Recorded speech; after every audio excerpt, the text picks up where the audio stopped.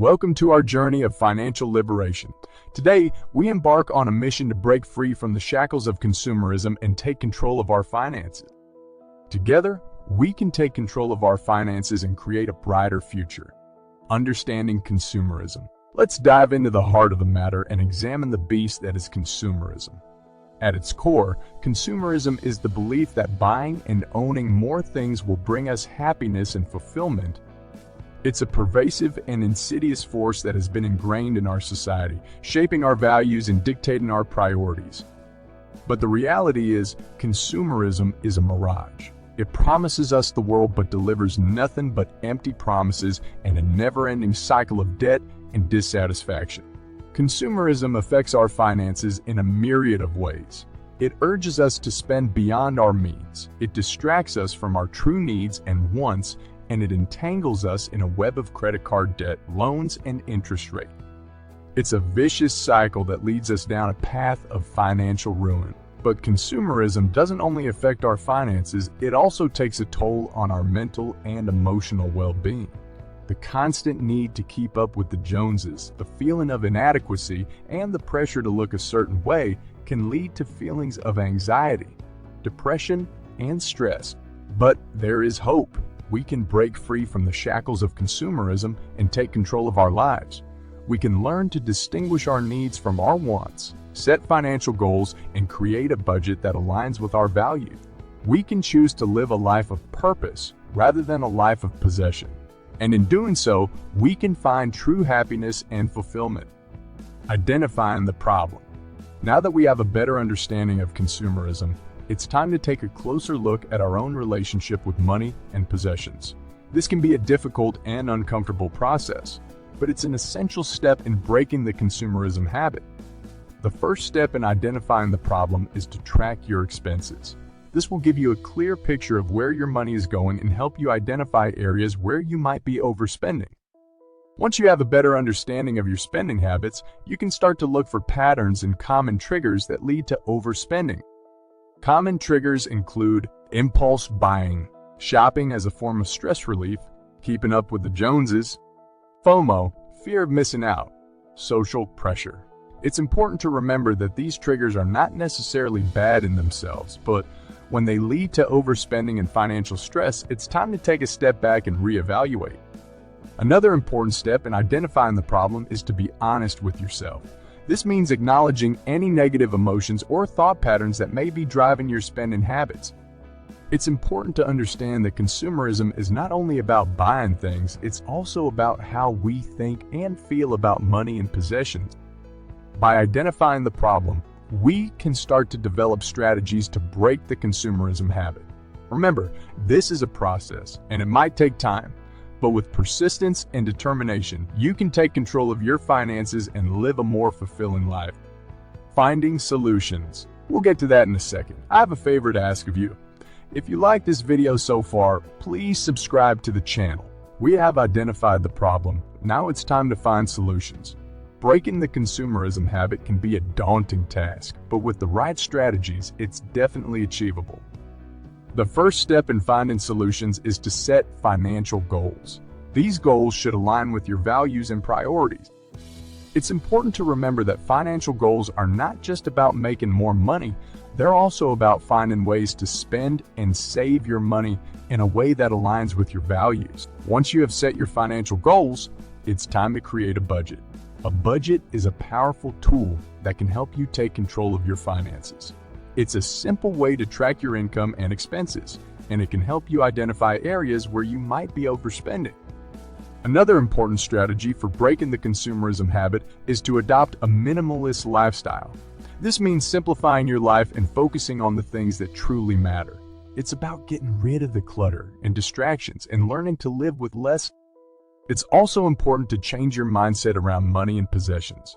This means cultivating gratitude and learning to appreciate the things you already have. It's about learning to be content with what you have rather than constantly striving for more. Finally, it's important to remember that breaking the consumerism habit is a process. It's not something that can be achieved overnight, but with persistence and determination, you can take control of your finances and live a more fulfilling life. Remember, the key to success is to take action and make a plan. With the right strategies in place, you can break the consumerism habit and create a brighter financial future.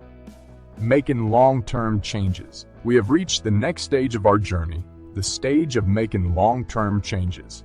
Up until this point, we have been focusing on understanding consumerism, identifying the problem, and finding solutions. Now it's time to take those solutions and make them a part of our daily lives. Adopting a minimalist lifestyle is a powerful long-term change that can have a significant impact on our finances and well-being. Minimalism is not just about getting rid of clutter. It's also about simplifying our lives, focusing on what truly matters and learning to live with less. By embracing minimalism, we can break free from the constant cycle of buying and owning and start living a more fulfilling life. Another long-term change that can have a positive impact on our finances is to change our mindset around money and possessions. This means cultivating gratitude, learning to appreciate what we already have, and finding contentment in the present moment. It's about shifting our focus from material possessions to the things that truly matter in life. Another important aspect of making long-term changes is to build good habits. Habits are powerful tools that can shape our lives and our finances. Building good habits such as budgeting, saving, and investing will help us to create a brighter financial future. Finally, it's important to remember that long-term changes take time, effort, and consistency. It's easy to slip back in old habits, and that's okay. The important thing is to keep trying, keep learning, and keep growing. By making long-term changes, we can break free from the shackles of consumerism and create a brighter financial future. Remember, the key to success is to take action, make a plan, and stick to it. With persistence and determination, we can make these changes a part of our daily lives and live a more fulfilling life. Prioritizing your needs. As we journey through the world of personal finance, it becomes increasingly important to understand the difference between our needs and our wants. Prioritizing our needs is a crucial step in taking control of our finances and breaking the consumerism habit. Our needs are the things that are essential for our survival and well-being. These may include things like food, shelter, clothing, and healthcare. When we focus on our needs, we are able to prioritize spending on the things that truly matter. On the other hand, wants are things that we desire but are not essential for our survival or well-being. These may include things like a new car, designer clothes, or the latest gadgets. When we focus on our wants, we can easily fall into the trap of overspending and end up in a cycle of debt and dissatisfaction. The key to breaking this cycle is to learn to distinguish between our needs and wants, and to prioritize spending on our needs. This means creating a budget that aligns with our values and focusing on the things that truly matter. One effective way to prioritize your needs is to ask yourself the following questions before making any purchase. Is this something that I need or just want? Will this purchase bring me long-term happiness or just temporary pleasure? Is this purchase aligned with my values and priorities? By prioritizing our needs, we can take control of our finances, break the consumerism habit, and create a brighter financial future. Remember, the key to success is to take action, make a plan, and stick to it. With persistence and determination, we can make these changes a part of our daily lives and live a more fulfilling life. Building an emergency fund. An emergency fund is a savings cushion that can help us weather unexpected financial storms. It can provide us with a sense of security and peace of mind, and it can help us avoid the trap of debt. An emergency fund is typically composed of 3 to 6 months' worth of living expenses. This money should be easily accessible and kept in a separate account, such as a savings account. Building an emergency fund is a process that can take time, but it's a crucial step in taking control of our finances. One of the most important things to consider when building an emergency fund is to set a savings goal. This means setting a specific amount of money that you want to save and creating a plan to achieve it. By setting a savings goal, you can make your emergency fund a priority and stay motivated to save. Another important step in building an emergency fund is to find ways to save money. This can mean cutting back on unnecessary expenses, looking for ways to increase your income, or finding ways to save on everyday expenses. Finally, it's important to remember that building an emergency fund is not a one-time task. It's an ongoing process. This means that even after you reach your savings goal, you should continue to save money and add to your emergency fund. Building an emergency fund is a powerful step in taking control of our finances and creating a brighter financial future. Remember, the key to success is to take action, make a plan, and stick to it. With persistence and determination, we can make this change a part of our daily lives and live a more fulfilling life. Investing for the future. Investing is the process of putting your money to work for you so it can grow and earn more money. It's a powerful tool that can help you achieve your financial goals and create a more secure future. Investing can seem daunting, especially if you're new to the world of finance, but it's important to remember that it's never too late to start. The key is to educate yourself and to start small. One of the most important things to consider when investing is to understand the basics. This means learning about different types of investments, such as stocks, bonds, and mutual funds. It also means understanding the risks and rewards of different types of investment. Another important step in investing is to create a plan. This means setting a specific investment goal and creating a plan to achieve it. It's important to consider factors such as your risk tolerance, time horizon, and investment goal. Another important step is to start small. You don't need a lot of money to start investing. There are many options available to start with a small amount of money. Finally, it's important to remember that investing is a long-term process.